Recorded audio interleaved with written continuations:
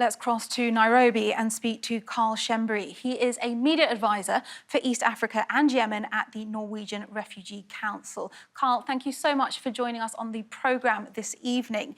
Now, it's the perfect storm. We've got flooding, drought, conflict. It is a humanitarian emergency. What is the situation like for those living in Somalia right now?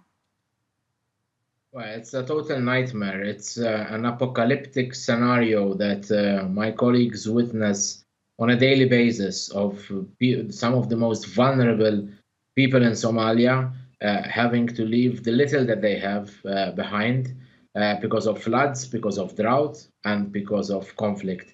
And they travel for miles on end in the scorching heat, having to walk distances with in the best circumstances, a donkey to help them, and very, very badly malnourished children. The scenes we see there are just heartbreaking. They're catastrophic. You see newborns dying within hours because of extreme malnutrition. You see some of the most vulnerable you don't even see because they're not even able to be displaced, to move at all. We're talking about the elderly, we're talking about men who try to stay behind in their farms, trying to save whatever they can. We're talking about handicapped people. So it's really it's a catastrophe of biblical proportions when you have conflict, which is displacing. It's been the biggest cause of displacement in the last 4 months, followed by drought and the floods. You can't have it worse than that when you're attacked from every side, and our appeal to the international community today is that they can help reverse this. We can reverse the edging towards famine that we keep witnessing. We can have interventions that make a real difference. Unfortunately, the signals we got today, particularly from the UK government, in announcing that they are actually cutting aid to Somalia and to the rest of East Africa, Horn of Africa, facing debilitating crises, as we've seen, as you've rightly reported, and people are dying on a daily basis. You mentioned the UK, but the UN chief is seeking 7 billion. What's the political will here? Is that the solution? If we get the resources, that would mean that we will be saving lives. We will be saving many more lives. So that is not the solution, but it is the band-aid that is needed to save lives in the immediate. Of course, the solutions include a multitude of tools from the toolbox.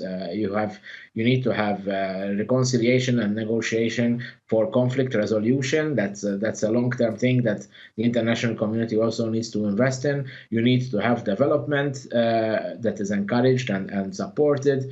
Long-term issues but also an important reminder that Somalia is at the front line of the impact of climate change without having contributed anything to it. And this is where wealthier nations have a big responsibility to shoulder in helping Somalia at this point, in averting further catastrophe, and turning things back to at least a point where we're saving lives, and then we can build on that for the future of Somalia. And to go back to the people of Somalia, you mentioned they were taking on really treacherous journeys, abandoning what little items and homes that they have. Where are they fleeing to? Where are they seeking refuge? And do those places have the capacity to deal with this influx? Well, they're fleeing to the north and central Somalia regions. And indeed, these are now completely overcrowded areas, mostly urban centers, not at all equipped to deal with massive displacement. Least of all, people who come from farming, agricultural areas, who have no contacts or no support in the cities. And the This is reducing them to begging, to total dependency of humanitarian aid. But also these communities are now overstretched and becoming themselves more and more impoverished and in further need of humanitarian aid. So that's why it's really urgent that aid funding is provided in the immediate before more people slip through the net into further depravity. Karl Schembri in Nairobi, thank you for your update.